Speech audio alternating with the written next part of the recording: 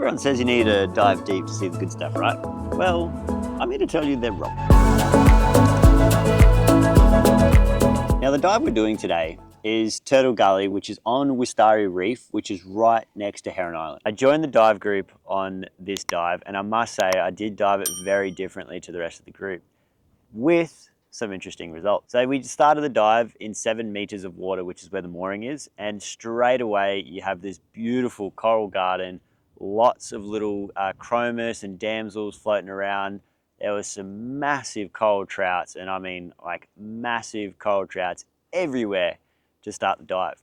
And then it's just this gentle slope that just drops down and you get to about 30 meters at the bottom of this slope. And while I was waiting at the mooring for the rest of the group to enter the water, I took some beautiful shots of some coral dancing in the light, all the fish hovering above. It was just magical. And then we decided, once the group joined me, decided to go over the edge and start dropping down into some deeper water.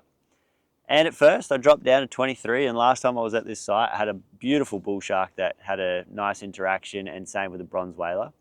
So I figured, why not? Let's try our shot again. Got down to 23 meters, didn't really see much, and it was just all sand by this point and a bit murky. Oh, not murky, but it just got a bit dark.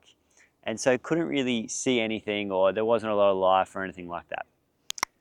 And so as we're cruising along this wall, I'm sitting about 20 meters, and for the first few minutes I was like, you know what, let's change it up. Let's do something more exciting. So I went to the shallows, and I went straight from 20 meters and just slowly made my way up to 10 meters, and that is where I spent the rest of my dive. And to say that was a good choice is a bit of an understatement. Man, was it good. Beautiful coral gardens, beautiful fish, heaps of fusiliers, rainbow runners, chromis, lots of coral trout, had 2 massive Maori wrasse, beautiful gullies, and beautiful bommy structures as well. And to be honest, like, I was surrounded the entire dive by big schools of fusiliers and chromis just pulsating in and out of the reef. And if you've seen any of my other videos, I absolutely love it when the chromis are going in and out of the coral. It is absolutely stunning. And with the light shining through, it just lit up everything beautifully. And with this dive site in particular, because we are in the middle of the green zone, the coral trout were massive, just absolutely huge. And they were all over the top of the reef in the shallows there. It was absolutely gorgeous. And towards the end of the dive, I managed to get 2 Maori wrasse, which I'm absolutely stoked by. A smaller female, which when we're talking smaller female, we're talking about this big, this size still. And then we got a massive male Maori wrasse at the end that was just monstrous, and then he just tucked away into this little hole that I was not expecting him to get into. And the ledge that he actually tucked himself into, there was just coral trout everywhere, bass, the whole lot. It was a beautiful little spot, and I would love to have checked it out some more, but we did have to end the dive. And when we did finish the dive, this is where I found it quite interesting, because most of the dive group were below me and pretty much on the edge of my visibility.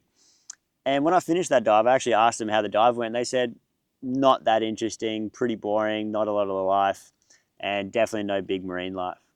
And when they asked me how my dive was and what I thought about it, I said the exact opposite of that.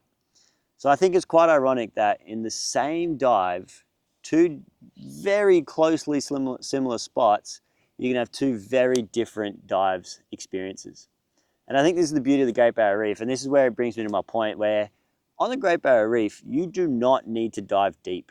Like, you really don't. Yes, the deep cleaning stations can be exciting, but you've got to time them right, you've got to have the right conditions and all that sort of stuff. The same animals you can still get in the shallows, and if anything, you'll get better interactions on the shallows, and you get that beautiful coral reef that everyone expects to see as normal here on the Great Barrier Reef. Now let me know in the comments below what you think about deep versus shallow diving and what your preference is, because I'd be really interested to know. And now that brings me to the end of my dive site review here of Turtle Gully. And if you enjoyed this review, make sure you hit that like button, hit that subscribe button, and stay tuned for another dive site review.